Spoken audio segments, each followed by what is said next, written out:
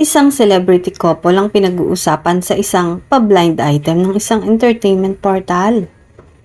Ang showbiz couple daw na ito ay hindi masyado nagpo-post sa social media at kung mag-post man ay nakalipas na ang mga ganap nilang dalawa. Ayon sa isang source, tanging malalapit na kaibigan at kapamilya lang daw nila ang nakakaalam ng relasyon nila at hindi pa isinasa publiko.